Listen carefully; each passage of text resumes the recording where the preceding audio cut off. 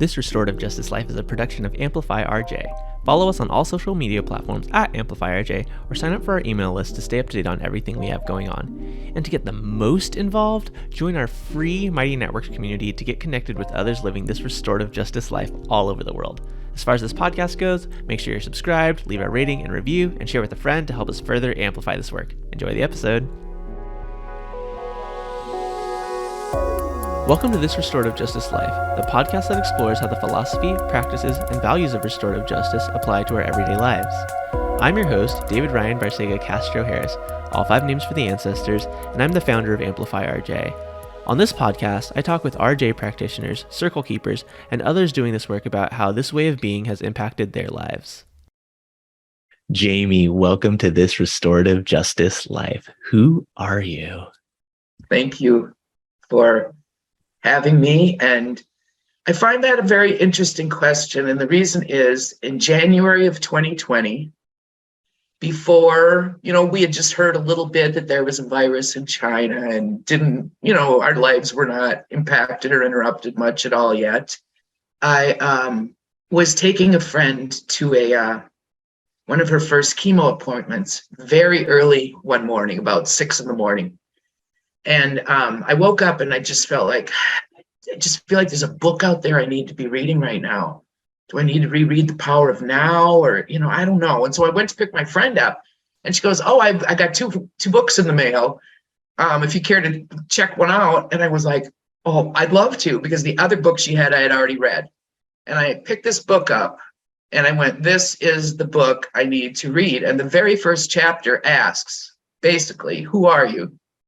And so to be asked that now, and in January of 2020, to have my life so up by that book made me realize that everything I had thought was not true to that point in my life. And I was 66 that year. So I'm like, wow, that's a long time for your mind not being just realizing that everything I thought was true isn't. And I've been kind of clawing my way, that's even one of the reasons I was hesitant of this, because to say, who are you? When that has been my question for 3 years, it is really kind of weird and intense. But so, what I would say, and what I would say even before I read this book, is the who am I? I am a spirit. I'm a soul. I'm light. And that light is located where my intuition comes from. I'm having a human experience. I've had several, and I don't know if people believe that, but I think most of us have. I'm just figuring that out this time. So I just believe that so to say the who am I, I can get into what do I do, where do I live, the who, what, where, when, why, and how. I'm not trying to be, contrary with this question. I just think it is really ironic that it is the question that sort of upset my whole life in January of 2020. It's kind of essentially what this author did was say, let's just say we gave our bodies a heck of a lot of anesthesia and stuff. They could probably take our body away from us if we couldn't visualize it, and we'd still be exactly who we are. Okay. So that's my one an answer, but I could answer other things that maybe indicate who I am in the world now. Who are you? I am I'm a wife, I'm a mother, I've been into restorative work, I would say actually my whole life.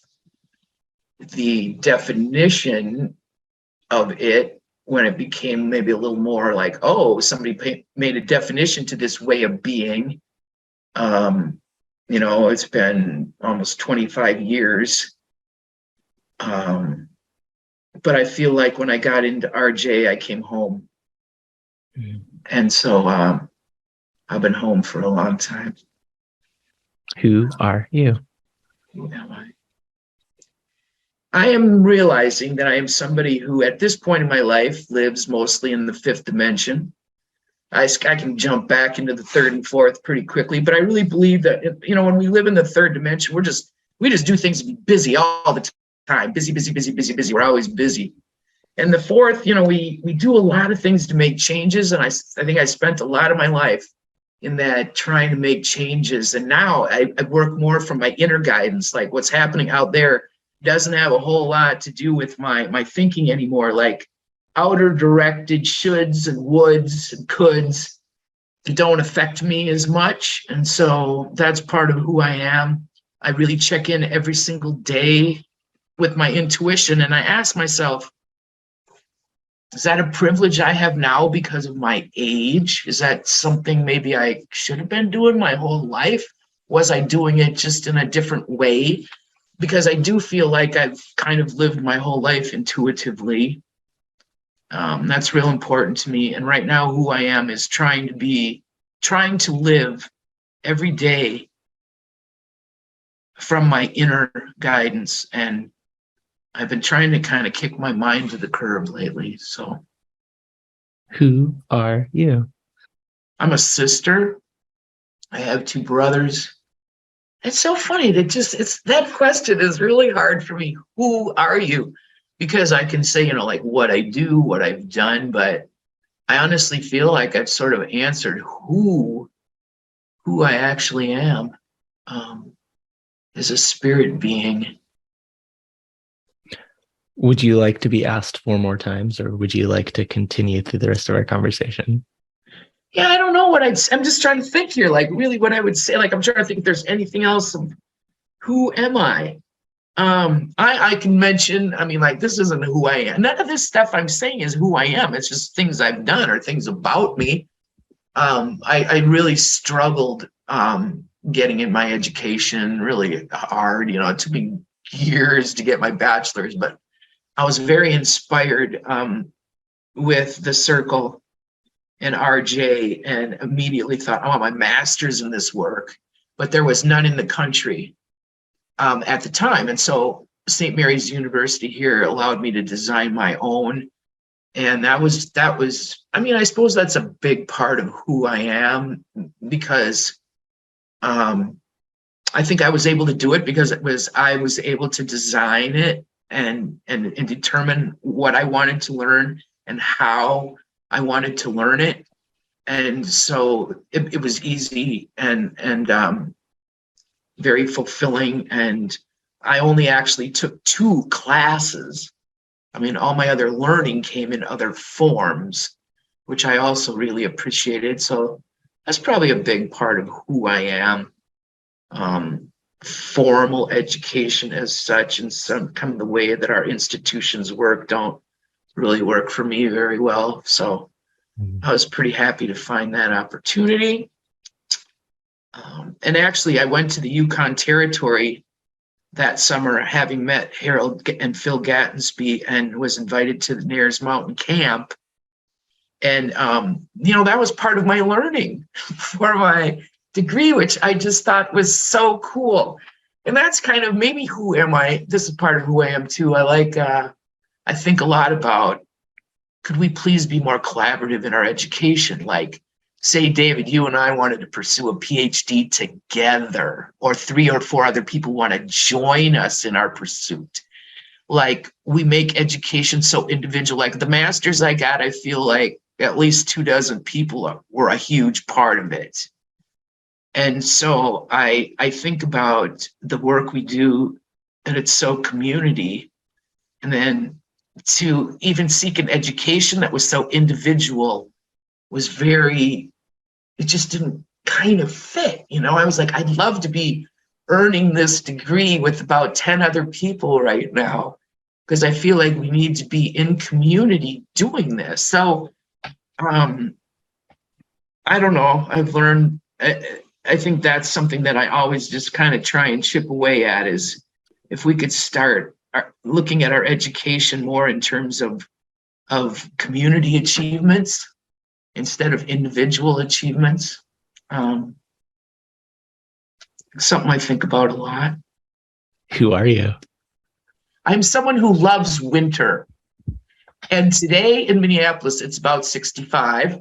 The next 2 days, it's going to be 75. So I'm loving it. I mean, trust me, I was out with my dog. I'm going to be out all weekend enjoying this sort of last hurrah, I think. But I love winter. I love cold. I love below zero. I love to speed skate. I love it partly because wherever I go in the winter, nobody's there. I'm alone. I love being alone.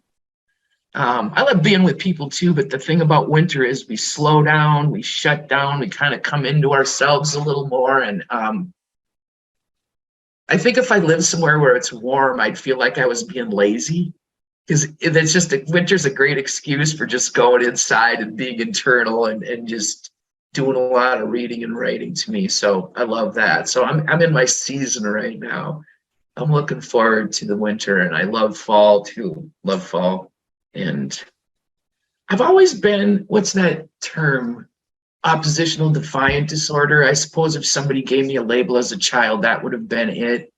Because as soon as somebody, like, I think I could hear my mom saying that, I don't know what's wrong with that child. As soon as I ask her not to do something, she does it immediately. Like, I've just sort of always been that way. Like, which I think that kind of attitude fits into this work, because we question everything, right? The system that we have to be in and all that. So, who are you? Who am I? I love that I didn't, when you said that, I right away thought about my grandma. So I'm a granddaughter. I'm a daughter. My mom and my grandma's passed on a long time ago, but they're still with me every day. That's a big part of who I am. I keep my ancestors right here with me. Who are you? I am somebody who, in this moment, is feeling an incredible amount of joy and connection, and my soul really is me, feels like it's exactly where it's supposed to be right now. And so I'm very, very grateful.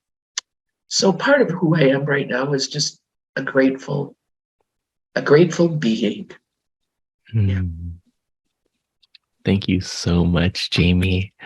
I love that you shared that oppositional defiant, right? You've already broken the form of this podcast already. I'm positive that this was the longest who are you introduction. And, there's so much in there that you've already shared about, this restorative way of being. You shared when we first got onto the call that you were feeling a little bit nervous. And, we talked through that, and you shared, it's not like a bad nervous, like, when you're doing something important, like doing this work, like there's just this nervous energy that's present for you. I'm curious if there's anything else that you want to check in with, to the extent that you want to answer the question, how are you? No, I'm good. I feel like there's a lot of responsibility in this work. And really, with people's lives, you have to be very careful and go slow. I don't think I have anything else to. Yeah. And, this is behind the scenes for listeners, right? This is being recorded in late October. A little bit of a heat wave coming through Minneapolis. Right now, I'm making the decision that we're going to air this podcast the week before Christmas on December 22nd. One, for a couple reasons. One, because it's like right after the winter solstice, like, okay, winter, like, let's honor that for Jamie. Two, I'm imagining that it's going to be like hopefully a slower time for people. And I already can feel the pace and energy of this conversation, and like really want to invite people into that through the end of the year. So thank you for bringing all of that into this space today, Jamie. As much gravity as there is gravity and responsibility there is with doing this work, there is often joy and light. And I imagine when you were like first introduced to these frameworks of what we call restorative justice and this way of being, there was a spark for you. Do you remember a moment like that when this work was first introduced that made you be like, this is it? Yeah, I'll kind of try and be brief. The very first time I actually, read about this as a formal concept, I was flying home from San Diego and I was bored. So I grabbed, it was probably even Northwest Airlines back then, I don't know, but I grabbed the in-flight magazine and started perusing it and realized at that moment we were over the Grand Canyon. Well, I'm like, well, I'm not reading though. I just stared out the window at the Grand Canyon and was just like, oh my God. And then I read this article that Don Streufert wrote. I think he was a social worker or maybe a psychotherapist in the Duluth, Minnesota area. And his daughter was home on break and was brutally murdered when she was out rollerblading on a country road. And this guy put out there that it was the story of how he wanted to meet those people, those guys, and talk to them and the journey that he and his wife and her other daughter went through.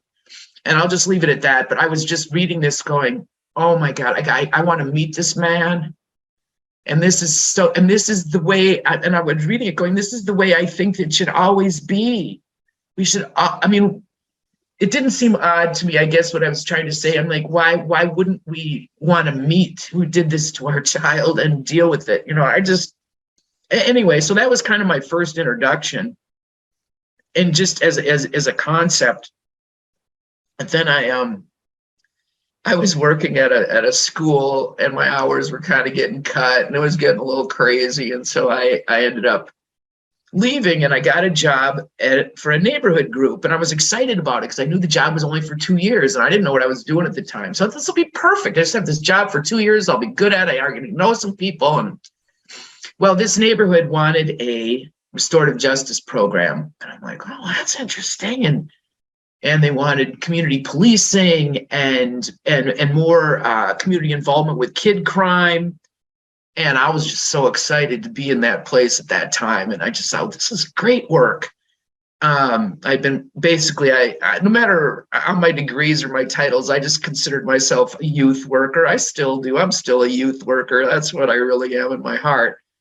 So anyway, I went to mediation training and family group conferencing training and whatever. And then my boss said, oh, you have to go to this 4-day circle training. And I went, I don't have 4 days to go to a circle training. I'm busy. And anyway, long story short, again, I went and it just completely changed my life. I have never left, I believe. A couple things happened. One thing happened like a few months after that, we came together for a reunion because we all just loved each other so much. And our reunion was the day after the shooting at Columbine High School. And for all of us, that set the tone for our coming back together. And I remember that day saying to myself, I don't know how it's going to look, how it's going to shake out, or but I'm doing this work the rest of my life in schools, hopefully, or wherever it takes me. But I believed then, and I do now, that if those boys sat in circle every morning and someone looked in their eyes and said, how are you, that wouldn't have happened. And I still believe that today. And so that was part of the reason I really got in. The other thing is, okay, I was probably in my early 40s when I went to circle training. I had never talked anywhere in my life, really. I had never talked in a class. I'd never really talked in any staff meetings. I was never a sharer or a talker. Most people, there's always someone talking, have to fill space. And at this circle training, when I was invited to speak, That's maybe where my nervousness comes in, because I'm like, I don't talk. I don't do this. What, I mean, I'm 4 days if I have to talk to you people? Oh no, no. Mm-mm. Well, that completely, because of just being with people the way it was, the absolutely phenomenal connection that I had when I walked in the room that morning, which I'm wondering if I should share or not. It's kind of a story, but it is such a story that's I knew I was doing what I was supposed to do for the rest of my life. When I walked into my very first circle training, there was a very beautiful African American woman in the room and a circle center set up. And I said, and she looked at me and she said, "Good morning, sister." I said, "Good morning, sister." And I looked at a picture of a woman in the middle of the circle and I said, "Who is that?" She said, "That's my mom, Ruby Hughes." I'm not sharing anything that I don't have permission to share. I want you to know that, because I would never share a story or part of someone else's story if I didn't have permission to do that. So, and she says that, and that was like, no way, no way, no way, no way. That Ruby was your mother, and you are the first circle training for my first circle. Wow. Okay. 5 years before that, I was moving. I happened to live in the house I grew up in. My husband, my daughter was about 6 or 7. And we were moving. We didn't have to hurry up to get out of the house because we were going to fix it up and sell it later. So, we moved. In the morning when I woke up, I realized that we didn't have our shampoo and conditioner. We didn't even bring our toothbrushes. So we had to go back. It was only 8 blocks. Something really bad had happened. Like, there was police cars and yellow police tape. And I'm like, whoa, I wonder what happened. So we get to our house, and I think I'm just going to switch up the story to make it shorter, because what ended up happening was my dad came to visit me. My dad died in 1978. So this was over 20 years after he died. In that house, when we went back the next day to get our stuff, I smelled my dad. And it ended up to be a day or two of he just hung out with me. Can't really describe it. Never happened to me before. That night I went back to the house and I sat with him. I said, "Why are you here? Are you here to apologize? Are you here because a lot of powerful people were here today? Are you here because we moved some of your things today?" By this time, I found out what that tragedy was. A man had shot and killed his wife, and then he killed himself. That could have very easily happened in my house when I was young. And I found out about the family. I found out a little bit about what was going on. And I got this deep thought that night. I think my dad is helping these two spirits that just left this world so violently, because maybe he's gotten some stuff together in the spirit world and he can deal with things now. He could have easily, we had an incident in our house involving 2 guns one night, and me and my dad, and obviously I didn't get hurt because here I am. I'll just leave it at that. So I was so concerned about this family, and also thinking, oh, I hope that people don't think that this just happens in Black families, because this could have happened in any house within the radius of this block. I found out a lot about her. She was an incredible woman. The next day, there was going to be a March for Peace and Social Justice on Broadway that she started. And the secretary where I worked had been her childhood friend. And I found out how an amazing woman she was. I found out about her husband. I found out we had mutual friends. And when I walked in that morning, my first circle training, that woman in the middle of the circle was her, Ruby. That was the woman who had been shot the night that my dad came to visit me. And so I had this immediate deep connection to my very first circle trainer. And as it goes in circle, I don't believe you can be off topic. But every once in a while, someone says something and you're like, didn't really, what? I wonder why they said that. That's the time I always pay attention. Like, usually when someone says something like that, that's the most incredible thing said, and you try and kind of figure it out. And Jess and I looked at each other in that moment. What this guy said, he just said, I went home to South Dakota this weekend, and I was with a bunch of my old friends, and I said to this one friend of mine, my God, if you don't forgive your dad for all the stuff he did when he was alcoholic and you were young, you're never really going to move on in life. And it had nothing to do with what we were talking about. So Jess and I's eyes just lock in that moment. And when she got the talking piece, she shared her story. And I never ever would have thought that I would even say a word about my dad in this thing I went to. So I shared my story. And I don't know, it just that was just something that was so deep and profound and heavy for me in my life. And one of the best experiences. I remember feeling so loved and cared for. And I still do believe now that I think my dad really was helping those two spirits that left in such a violent way and had no clue what was really going on. So I have never in my life been entering, I can't call it a job, right? Or entering a field where I felt this absolute, I guess I could use the word calling. Like every once in a while, I think I'm supposed to be here doing this. Yeah, this feels good. But that was just like, whoa, this is absolutely where I'm supposed to be and what I'm supposed to do and what I'm supposed to keep on doing. So those things I would say gave me my spark, reading that article and realizing this is possible. Having the introduction to Circle and having Jess being one of my first trainers. And then the Columbine thing the day before our reunion. I've just never questioned my path in this life again since then. Where has that led you since?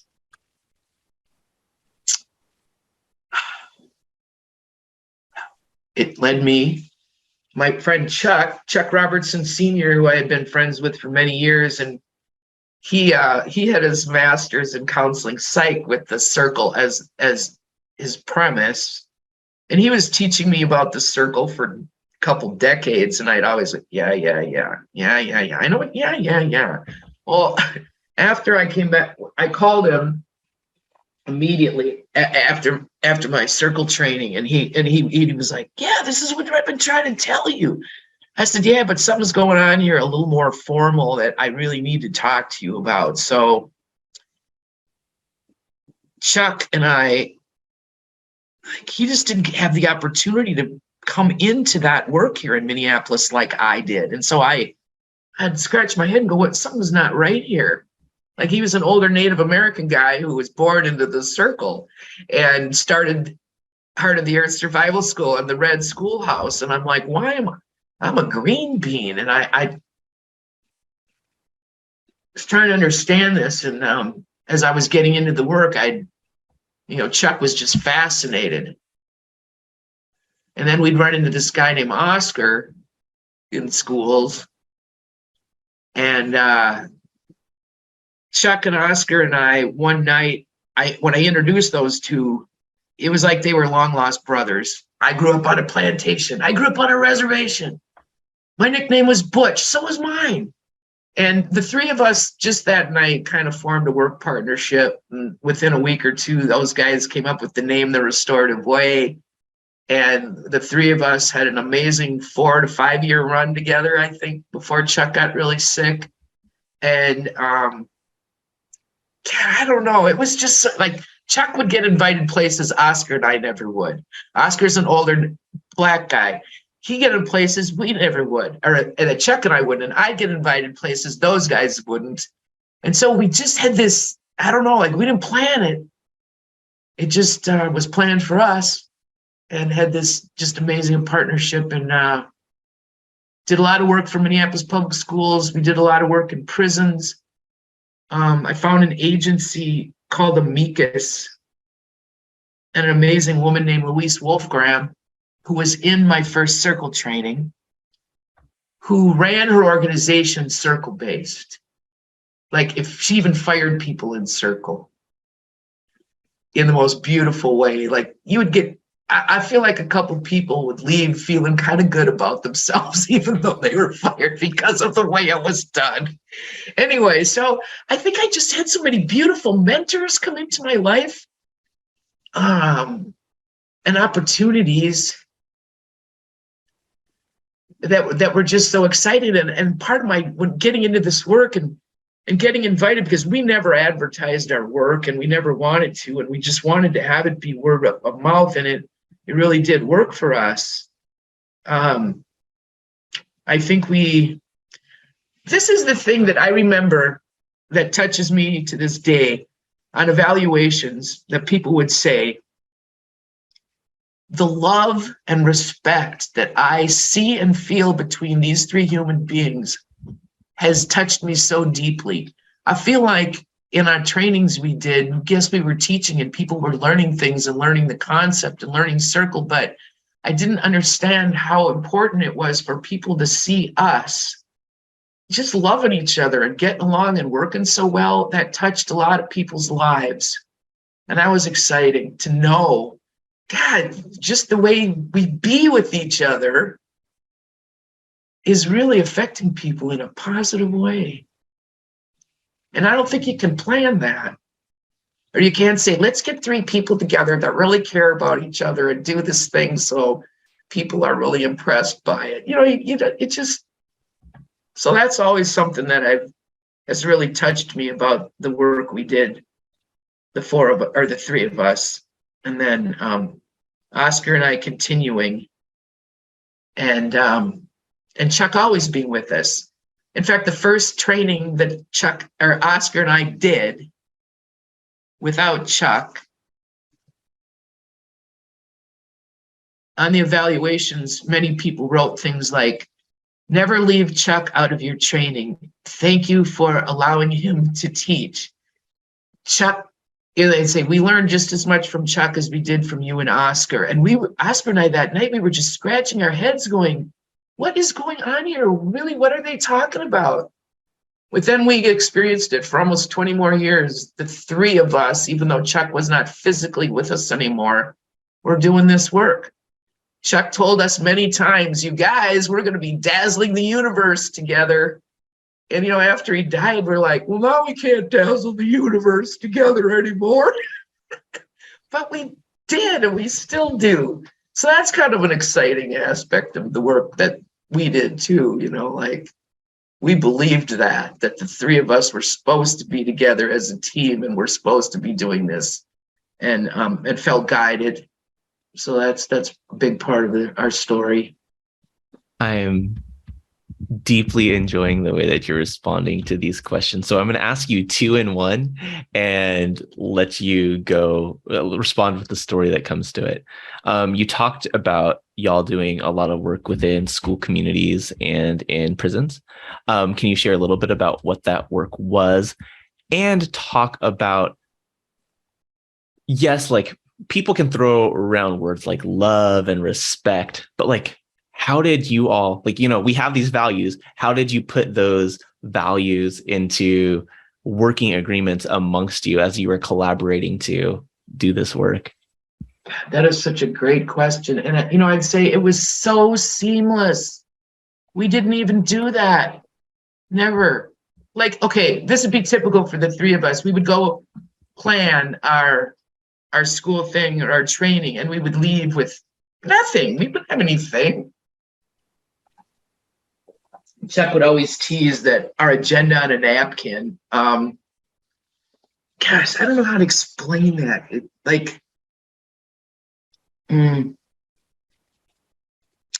Maybe part of it was our belief. I could just tell you story after. We just had fun.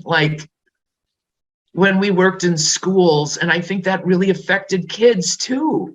Kids would see the three of us, and they would just think, I think they'd be like, I want to be friends like you guys are. I think we had a very deep respect for each other, for our paths. for a lot of the stuff we walked through, it was just kind of the right place at the right time.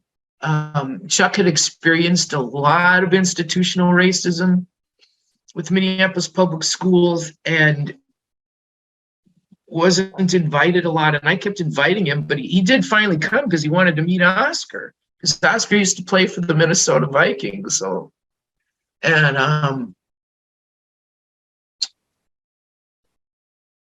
it's just really hard to put words to. I feel like, Chuck,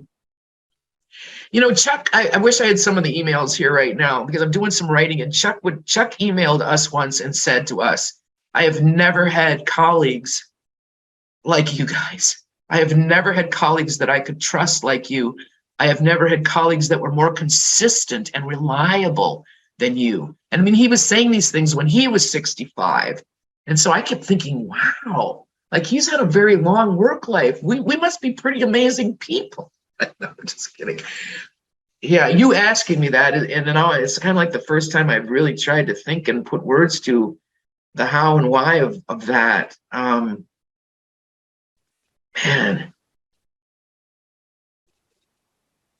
I don't know.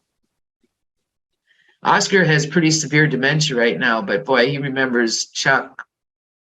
He hasn't forgotten one thing about Chuck. I think it's mind thing. Nothing's wrong in his heart.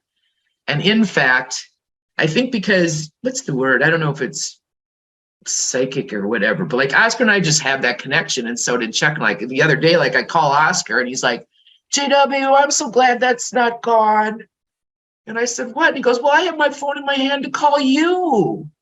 And so he's still at a point, even though he has very terrible memory loss, that we keep talking like that has no loss. That's our soul to soul connection. And dementia doesn't affect that. Dementia can't touch that. It can't. And so there's some kind of connection I had with these guys that you just end up having with people in this work, and you know it when it's there. I believe it's just a very deep spiritual connection. It's like, I know you, like you started out like, who are you? Who are you? What it's like, I would look at Chuck and say, I know you. And he would say, I know you. And same with Oscar. Like, and I think the knowing it's deeper than just this life. It's like, I know you. I guess what this podcast is called This Restorative Justice Life. And many folks who were introduced to this framework come to it from the lens of like alternatives to punishment in school or the criminal legal system, right? What you're describing has nothing to do with like alternatives to punishment, right? Like in words, as you've shared so far. Because we live in a society that maybe you would say is so third or fourth dimension focused, how do you communicate or invite people into these heart-centered ways of being in words that they understand and frameworks that they understand?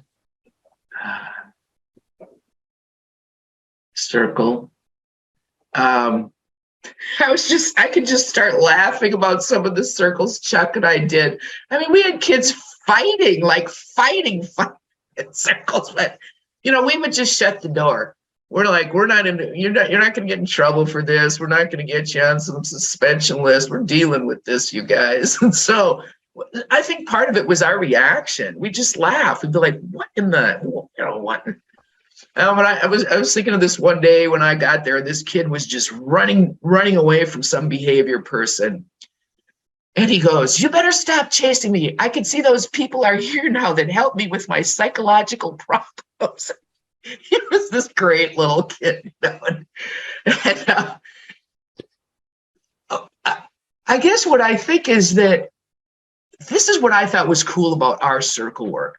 I felt like we could offer teachers and behavior people sort of a reprieve, as well as offering them an opportunity for kids to get to know them in a better, deeper way so that they didn't have the the hierarchical relationship that might have been there or might not. And so what often our work would be that we would just be doing circle in a classroom, and we'd offer, if the teacher wants to stay, you can stay. If you need a break, you can have a break. Just what we want to meet your needs.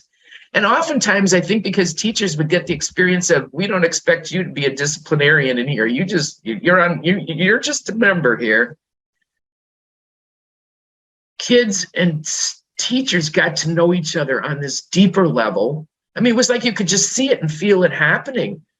And so they would just begin to have way less problems in their classroom. Maybe the background that Chuck and Oscar and I had, that, I mean, we were all very good at dealing with behavior. Like in over 20 years of doing this work, I have never once asked a child to leave a circle, even in a level 4 school. I might give them the choice to leave if they want that choice. But I think there's ways of, gosh, I know I'm going to be able to answer this question tomorrow in the best way, David, but I got to do it now. I know. So all these things keep coming to me. What I also think, all these stories, what I think in a lot of schools, they would just know circle keepers are going to be here Friday, and teachers would just sign up for a class with us. Okay, so we'd show up at a school and we'd know we have, we're with Miss So-and-so first hour, then we go here second hour and here third hour. And I feel like a lot of our work was just really helping build classroom relationships and help teachers get deeper relationships with their kids, which just trickles into a lot of less behavior problems and less suspensions. I mean, I never paid much attention to those statistics because I knew that's what would happen, and it did. I mean, we certainly did circles, around harm and if someone was going to be suspended and, reintegrate someone back into a community. But we wanted most of our work to be community building, to be proactive, to be about relationship building so that restorative justice isn't needed. Because we don't have harm, we're doing okay. And I would say we really emphasized that. I think this is funny too, because we worked K-12. Students would always say, "You and Oscar married?" We'd say, "Yep." And they'd, "Yeah, we knew you guys were married." And they'd say, "Well, we're married to different people. We're not married." And they'd be like, "What?" I honestly think kids felt like if people could get along so well, I don't know what they thought, but I always thought that was very, very, very, very interesting that they always thought we were married. But I think, again, it's because we just got along so well. And, well, of course, a lot of married people could not say that. In prisons, I think it's just because we love the work we do. And every single one of us has had or continued to have such positive things happen in our life because of the circle that I think our mindset was just, this is a gift that we're just going to keep giving and giving and giving. And I could think of plenty of schools when I think they'd see us coming and some of the staff was like, "Oh no, you guys take no."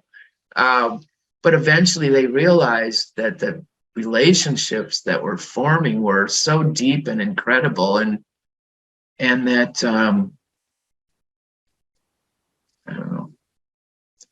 I mean, our work in schools has gone up and down depending on funding and what's going on, or the newest buzzword, or social emotional learning, whatever.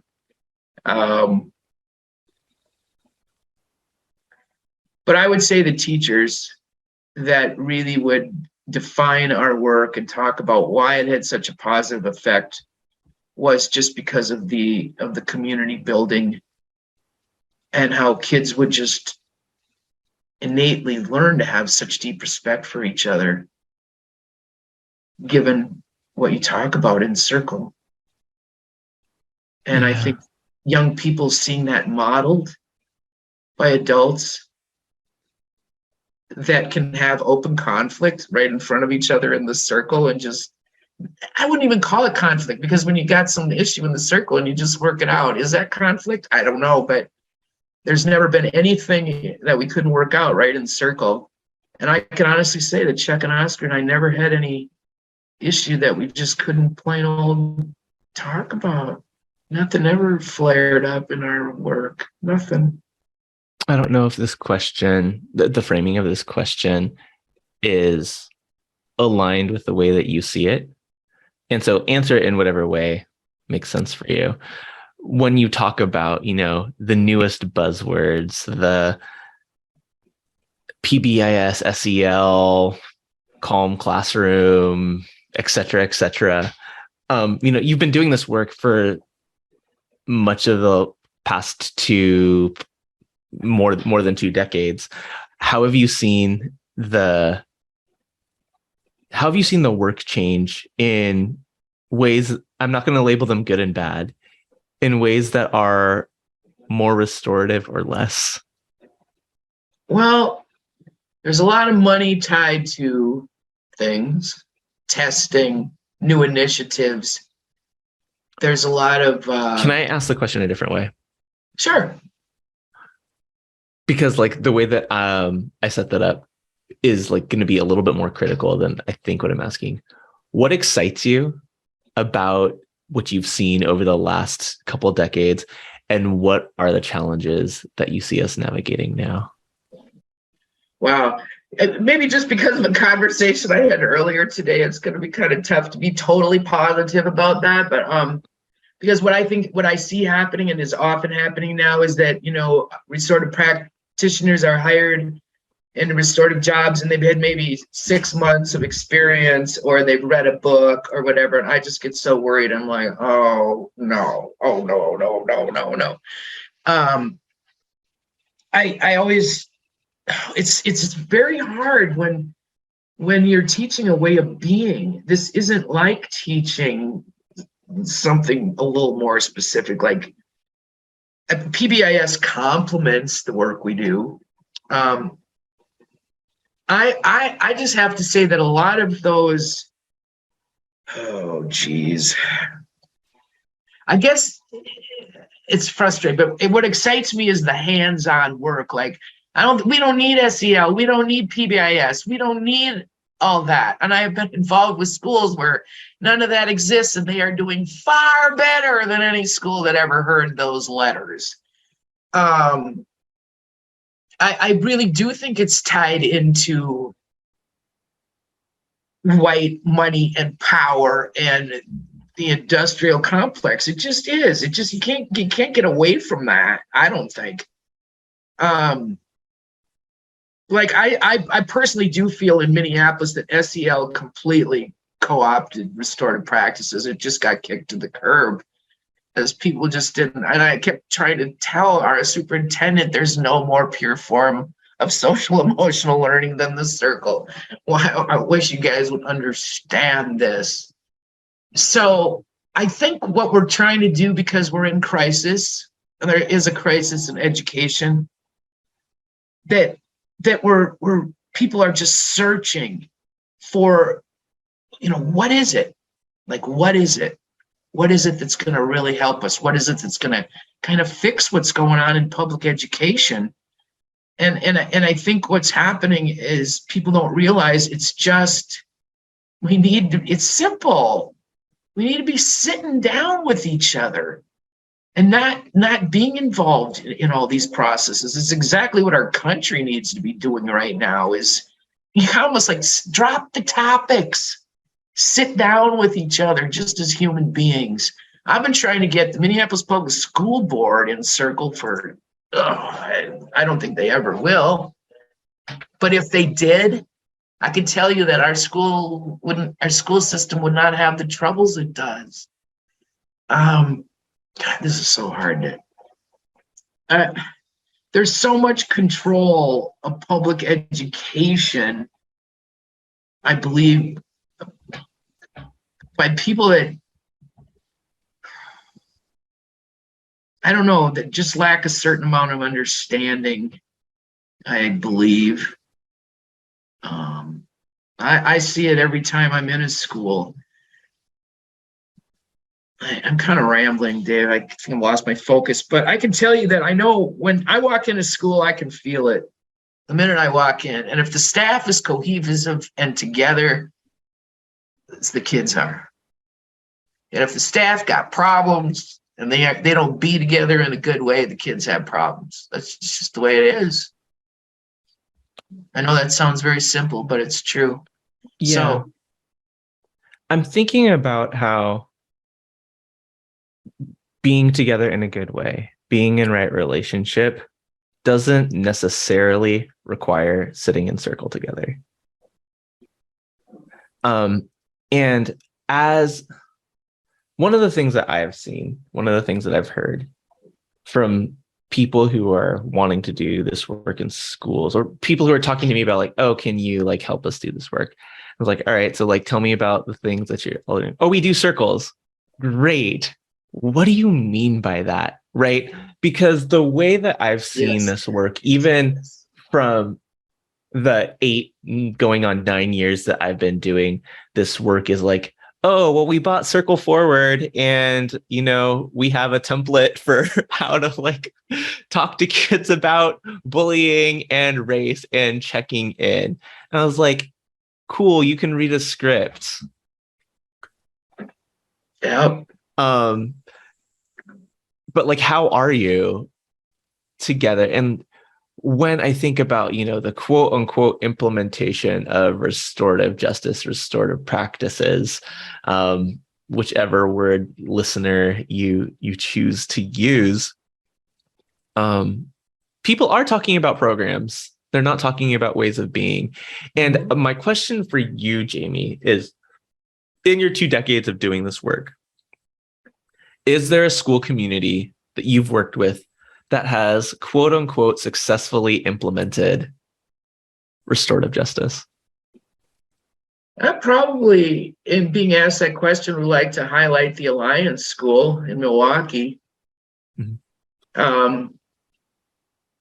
Many years ago, we were doing a training in Milwaukee for public school people.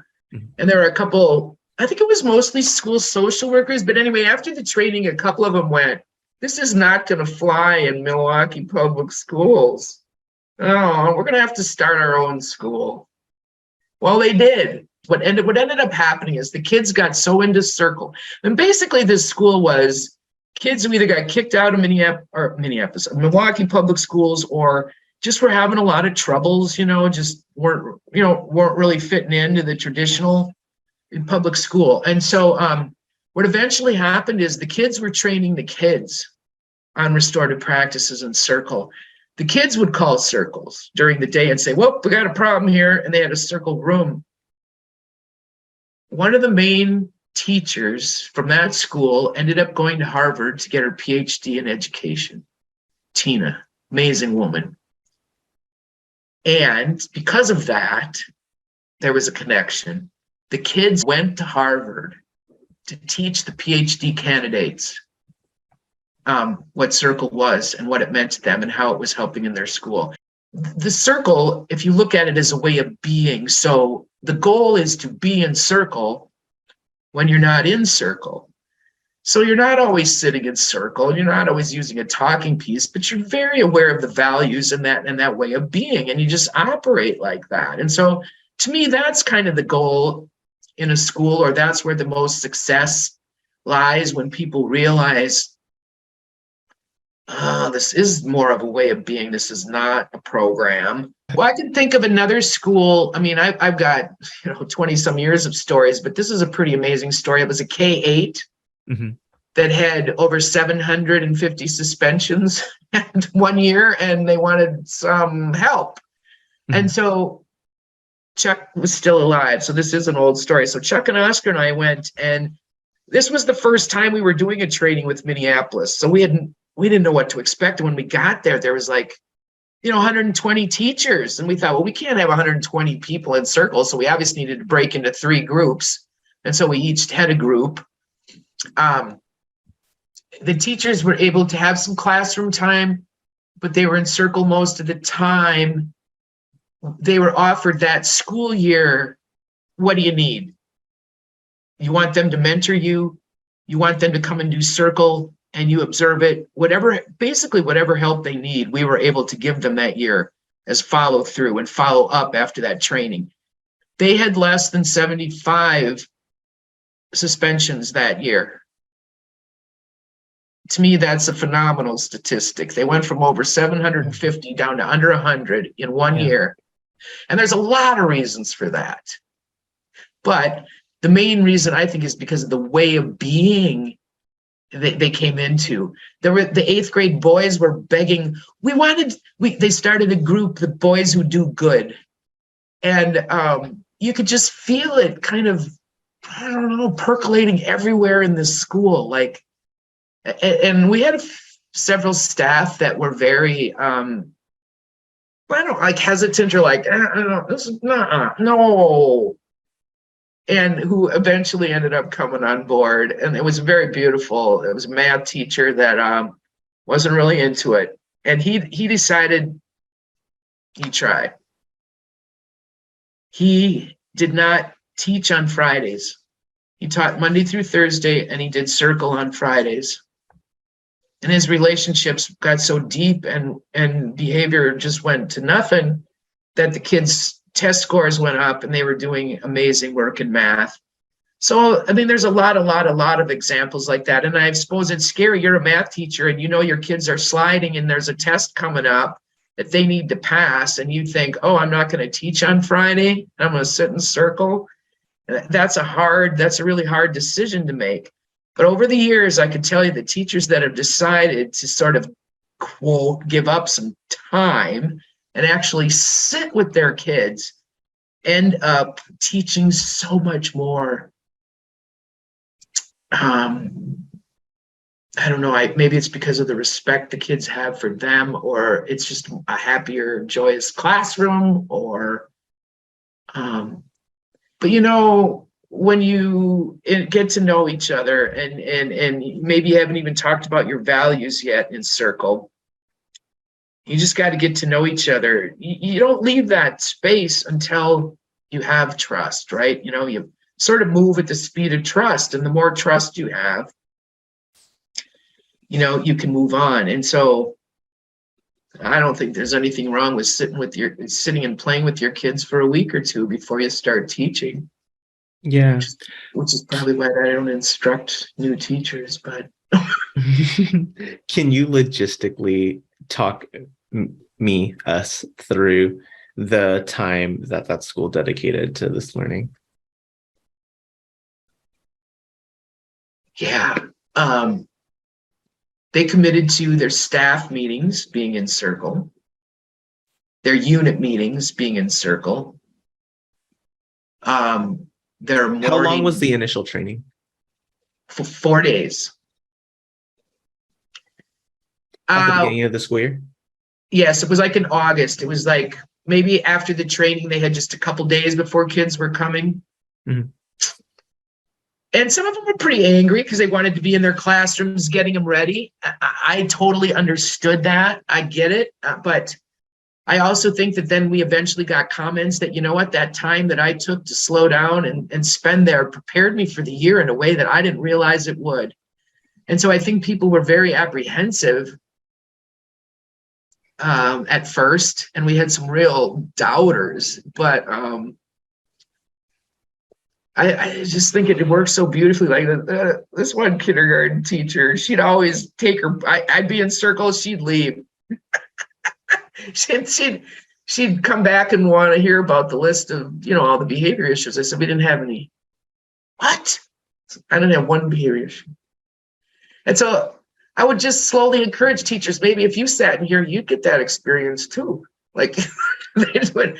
No, I just think, again, because of the enthusiasm of Chuck and Oscar and I, and our willingness to come in and help them in any situation, if anybody doubted how awesome or powerful this could be, we just, I guess, changed their mind and it was really wonderful to be able to come into classrooms and have teachers just observe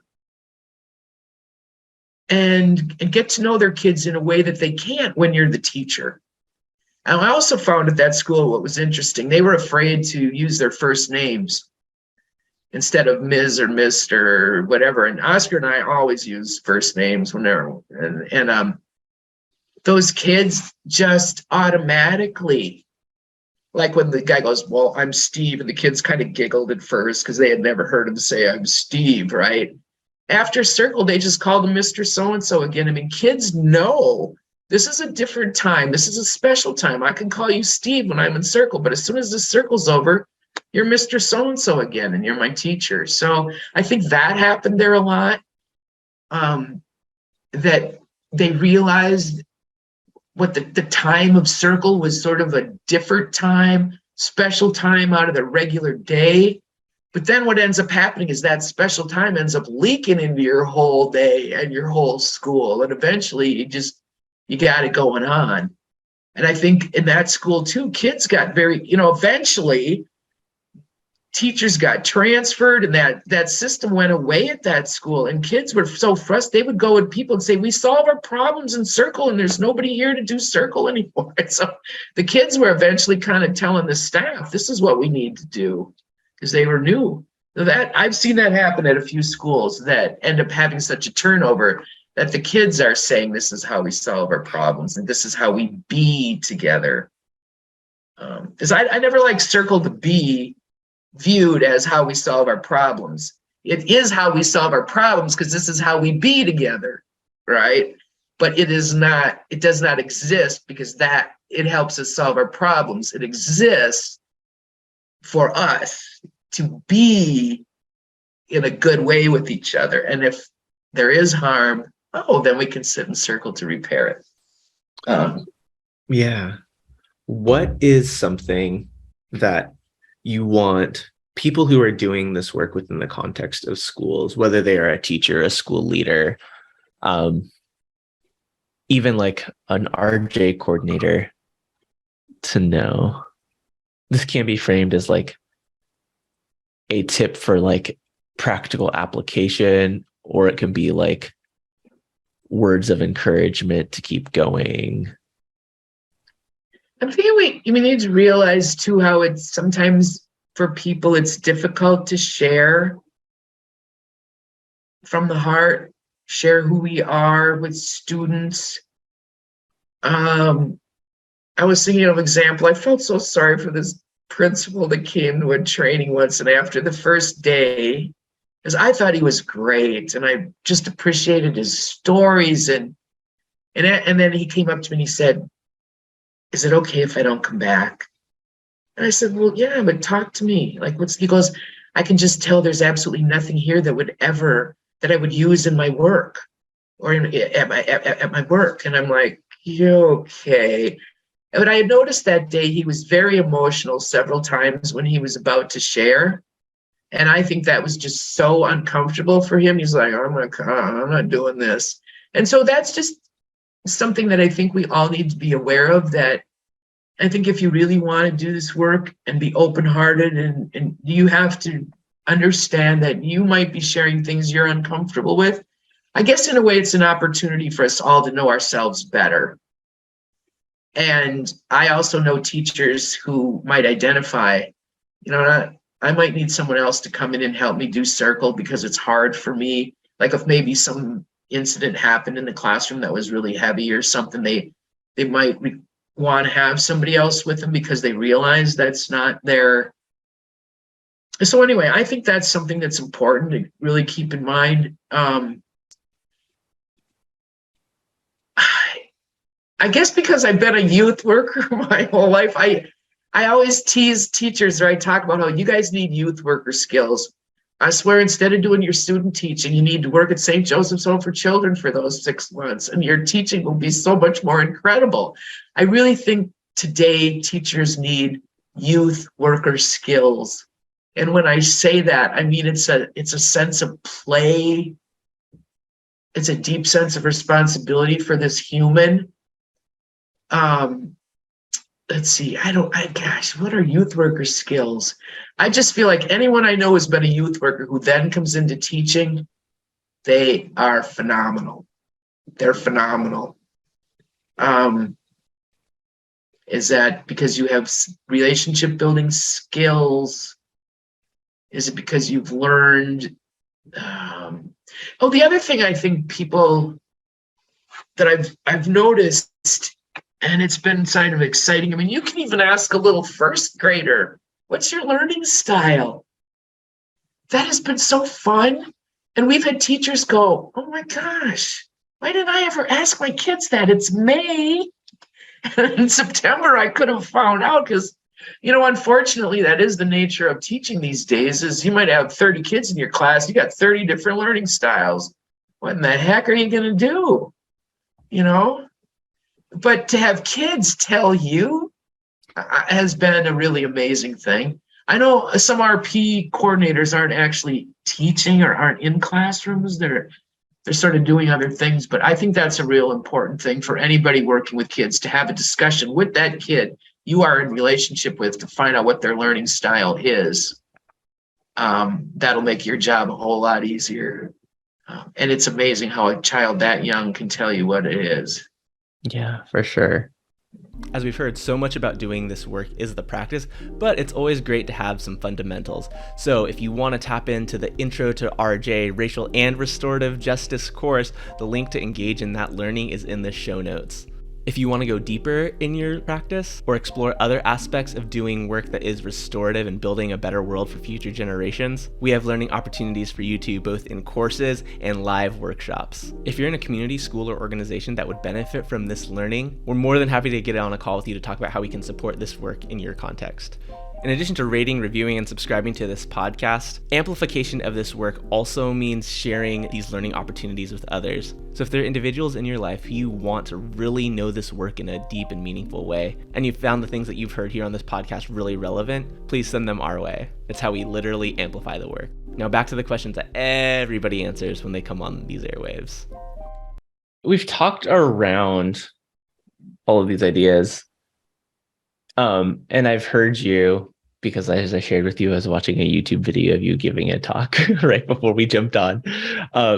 You have a framing for like both restorative justice and restorative practices. Can you define each of those? And like, if you want to include a definition or a use for circle in each of these approaches. Yeah. Well, I guess to me, simply, restorative justice to me is something that happens if there's been harm. Restorative practice is the way of being that you have, hopefully, that you're in most of the time so you don't have harm. And which is why I de-emphasize restorative justice, because I feel like if we really are concentrating on our way of being in our practice, that we might not, hopefully someday we won't need to be talking about that, because repairing harm will just be naturally a part of the way we be together. We don't have to kind of separate it. But I also understand there's a sort of a different lens of looking at RJE as a thing, which I can kind of appreciate. One thing, when I first got into this too, I thought this is why I almost got fired from several jobs I've had, like trying to implement restorative justice, because people like when I worked on the West Bank here in Minneapolis, I never called the cops for something a kid did, because if we'd never see the kid again, and every once in a while there was a police officer we could work with, and if there was one, let me tell you, we did it. But normally there wasn't one. I think like the first circle training was in, I just kept kind of scratching my head going, this is the way this is why everywhere I've ever worked or been, I've had a problem, because we don't be like this. Like, I felt like I had discovered this, like, this is the way we should always be. And if there is this way, why aren't we doing this? Like, why do we have these hierarchical, everything's a hierarchy. And there's problems with hierarchies. So to me, restorative practice, I don't know. I don't really like those terms anymore. I guess I've done this so long, they've almost lost their meaning. Restorative practice. I know there's a lot of people that don't really gravitate to that word restorative. And to me, like, if you haven't had justice in the first place, then restorative justice is a redundant term for you. And that's true for a lot of people. I know there's a sort of a move towards transformative justice. I think words are important, but if we really, I think what you're asking me is me to talk about what I really feel is happening with those two phrases or words, so to speak. And well, maybe differently, how would you define the work that you do or this way of being? What words would you use and how would you quantify it? Yeah, let's see. Because I agree, like the words restorative justice have been thrown around a lot. In some ways they've lost their meaning. Like I have a way of like trying to like quote unquote reclaim it or redefine it to be like, you know, a philosophy and set of practices rooted in indigenous values of interconnection, where we repair harm when it occurs, but proactively build and maintain relationships to prevent future harm. Right? That's not very succinct. That, like, I imagine that gets to many of the things that you would want to say, but like how, I'm just curious, like how you talk about it, how you quantify it.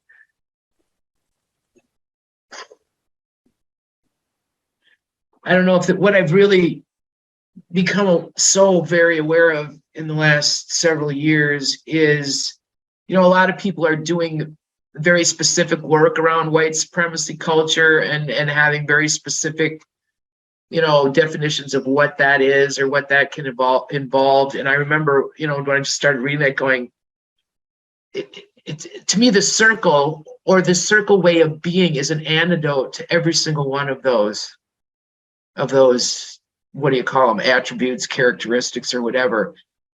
In a way, I feel like this is so big and so hard to say, but I think because of our whole system being, I mean, the other day I read this thing that they were saying white people taught white people taught white people who taught white people, and here we are today in this mess, which is a very simplistic way, I think, of, like, I look at these systems as the people just weren't at the table, right? There's, I guess, inclusion is big in this work. It's being included. It's not a mindset or a mindset change. It's really a change. It's a heart set, and it's a change of heart. And so that, to me, is where some of the difficulty at times lies, because how do you change somebody's heart? Like, I don't know. I mean, we all know how you change someone's heart, but we really don't know how you change someone's heart. And the core to me is I can't separate this from just the authenticity of just being a human being. Like, there's no separation for me. Like, I guess what I don't know. I think we're all the best humans we could possibly be when we're in circle. And if we're that way when we're not in circle, that's pretty amazing. So when you get a bunch of people together in a school or in an organization that all have this, I guess there's hope involved and there's trust involved, and so much goodness that is so needed right now that, you know, like, how can you deny it? I mean, I was in a conversation with someone today who was struggling because this school is supposedly all restorative and they're having some problems. This is a staff, and that the leader told them that the restorative practices were for the kids. And he was like, wait a minute, like, so I imagine this day when we all be like this, that we're not talking about this. We can't even talk about restorative practices because we're so in it. We can't talk about it. You know what I'm saying right now? Like, we're to me, it's just the way of being that I'm just waiting for it all to crumble until we be like this. Like, Minneapolis Public Schools has all these problems right now. We're down 650 positions and all this. And I'm like, let's get our way of being together. We don't have a good way of being. I'm realizing now I don't have a good way of expressing this with words either. But it's just, I don't want to get off into the what are those things in Circle Forward? Well, I don't even remember what they are. 7 core assumptions. Because there's a couple of those I do not believe anymore. Which ones? The one about the core, the true self in everyone is good, wise, and powerful. Why not? And that everybody has a deep desire to be in good relationship. I just don't believe those two anymore. Why not? I would say politics is a simple answer. Just there's been too many examples in the last couple of years of well, I don't believe that anymore. Go ahead. I was just gonna say it hasn't changed my heart or my hope or my passion for this work. In fact, maybe it's even made me more. So to me, when you say that, it's like, so are there people who are beyond restoration? That's the question I have. If that's the assumption that you have, right? Because I believe in the basic goodness of humanity, but then to actually make a statement like that, I don't know. I'm curious, as you've been doing this work over the last couple of decades, what's been an oh shit moment? And what have you learned from it? Oh, that's a really good question. There's one that it comes into my head often, and actually did today, so I probably should bring it up. Every once in a while there's usually the oh shit is around race issues, I would say, or sometimes around other kind of orientation issues of a human, usually, or someone's, because I was thinking of a time we were in circle training and we were on break.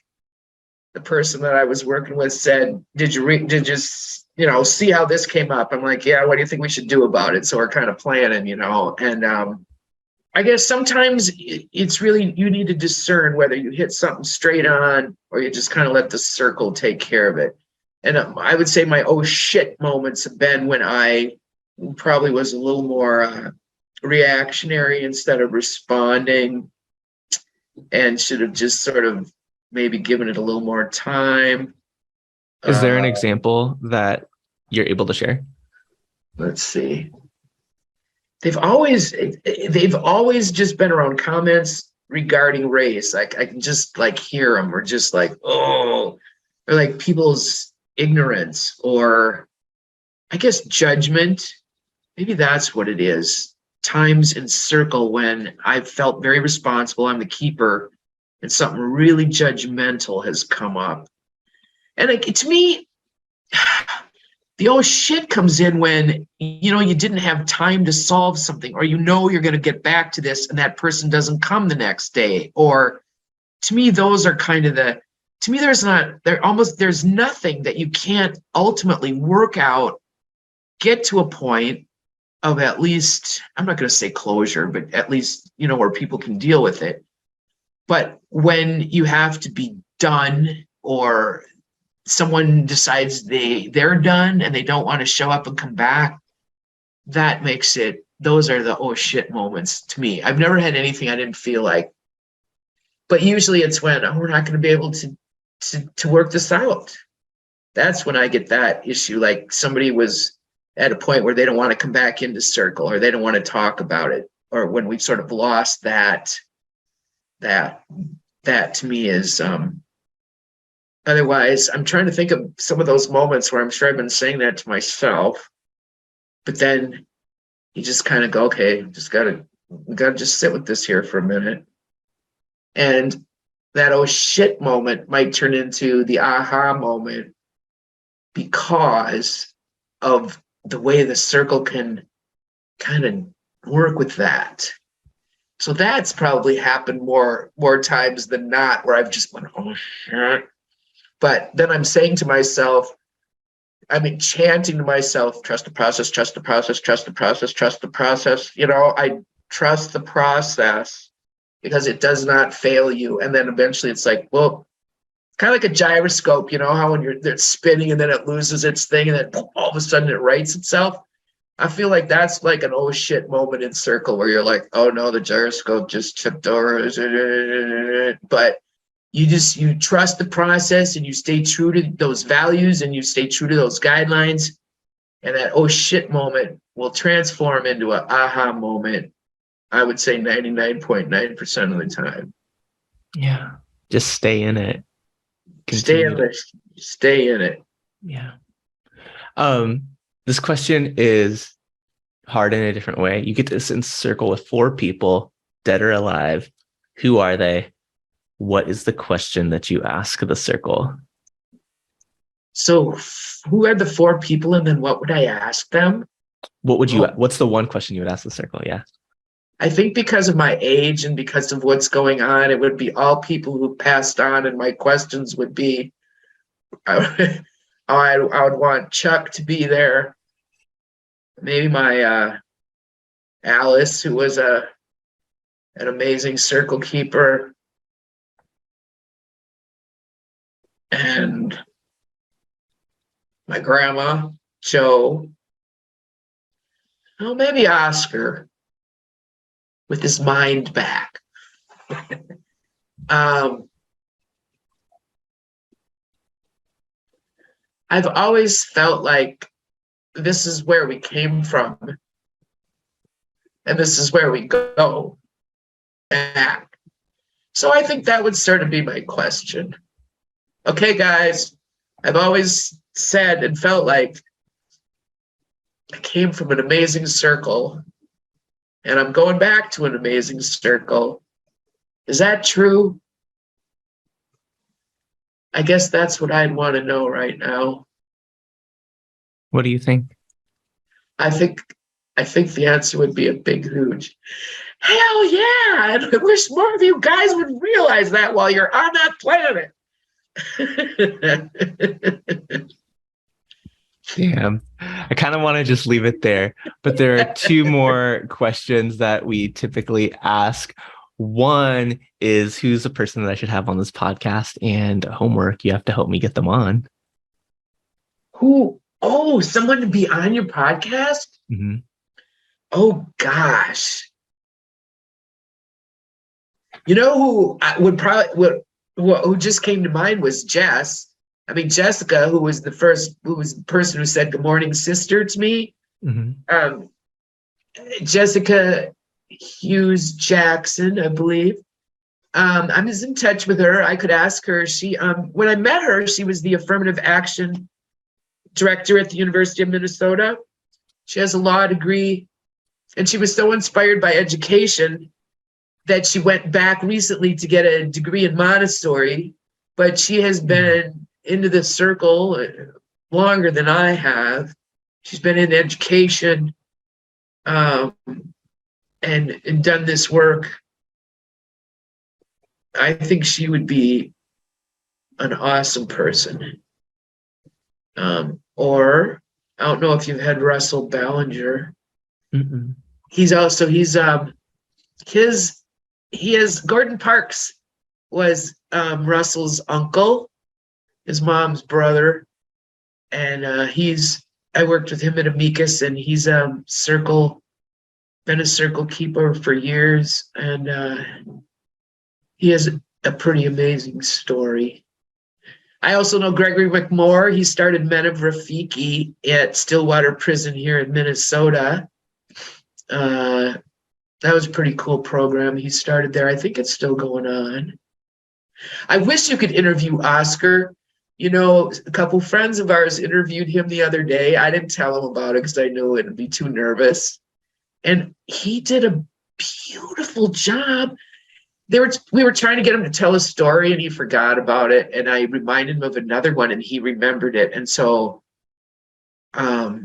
I interview Oscar all the time. Like whenever I always do that just to keep his brain. I'm like, hey, remember when we were in Taos?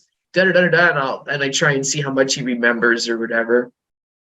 But I think it would be very interesting to interview somebody who's done this work for that many years with the background that he has, and see what it would be like. Because he is still, like, his spirit and his soul are still so present. Mm-hmm. It might be really amazing. Because if I'm struggling or I still have a question about Circle or this work or even my life, I still talk to Oscar about it. And he gives me amazing advice. There's something I haven't figured out yet, but the Circle brings him back. And maybe we all have an element, like, what really is happening to us when we're in Circle? And I've read that our hearts sync up. That's one thing. But, we don't even know all that's happening to us when we're sitting like that with each other. And Oscar, it's like music to somebody who has Alzheimer's. When he is in Circle, it's like I look at him and I go, wow, nothing's wrong with you. So I think about that. If we all sat in Circle more and more and more and more, maybe less would be wrong with all of us. Just kidding. But I'm sure there's a lot of other people I could think of too that would be good for you to interview. Yeah. Well, thank you for all of those names. I'll be looking forward to some introductory emails or texts. Finally, we close with, how can people support you and your work in the ways that you want to be supported? Oh, what a nice question. I guess I feel supported. I mean, I don't know, like if people, it's nice to talk to people every once in a while. I'm kind of an isolated person, since COVID hit. I don't do as much. I don't go as many places. Remember when we were in Chicago and didn't get COVID? I got COVID at my 50th high school reunion. But 3 days and I was good. A friend of mine gave me some Chinese herbs and it took care of health problems I've had for years. I haven't felt better. So in some ways I was glad I got it. I also realized I had a huge fear of getting it and thinking I was going to die. And now that's over, which does tie into this question you're asking me. I don't know. Ask me again. I feel like Yeah. How can people support you and your work in the ways you want to be supported? That's a hard question for me because asking for support, I guess, is hard. I would just say, there really isn't a way right now unless people want to get a hold of me. I'm doing some work. I'm encouraged. I love talking to people, and I love hearing about what people are into, hearing their stories. If you want to just send me good positive vibes and energy that I could get my act together to do some writing, that'd be real incredible. Like if anyone out there can work any magic that like gets me to sit down, and I've been trying to write for so many years, and or if someone wants to let me know how that can be supported, I'd love to hear that. Yeah, it's a good question to ask, David, because I realize I don't ask for support. So are you comfortable like having your email dropped in the chat, in the show notes for people to get in touch? Yeah, if people wanted to get in touch with me, I appreciate that. I'm not doing as much in-person stuff right now, but I love talking to people about what's going on or helping them out. I love helping people out with, they got some problems or some troubles going on. But I think, honestly, this is a weird thing to say to support me, but honestly, all of you guys just keep doing the work you're doing does support me in a way. It's like if you think about that thing about put your own oxygen mask on before your kid on the plane, which seems so counterintuitive, but it's like if people out there are dedicating their selves to doing this work. I mean, ultimately, and that's a huge support to me and everybody on the planet. I mean, I guess that's the way I see that, as not supporting me personally, but just as support to me and life in general. People are getting into this work because of the relationships it forms, and I think I would say, because the last few circles I did before COVID with high school kids, the most common thing said was, the circle gives me hope. The circle has given me hope. I heard that over and over again. And so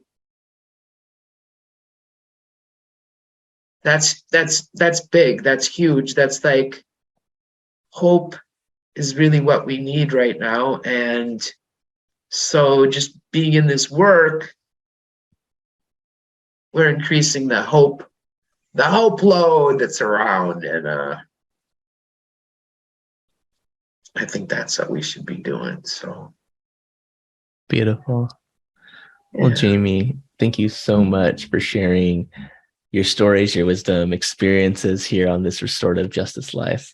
We'll be back with another RJ Lifer.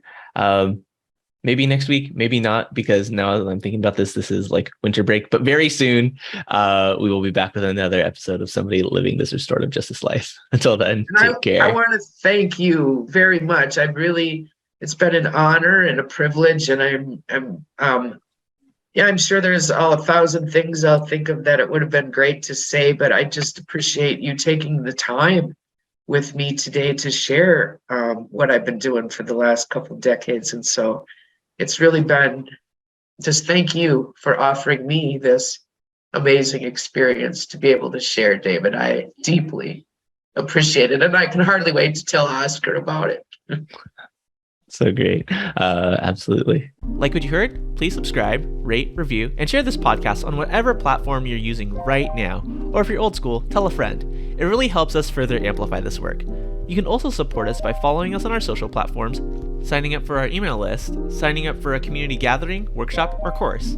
So many options. Links to everything in the show notes, or on our website, amplifyrj.com. Thanks so much for listening. We'll talk to you next week.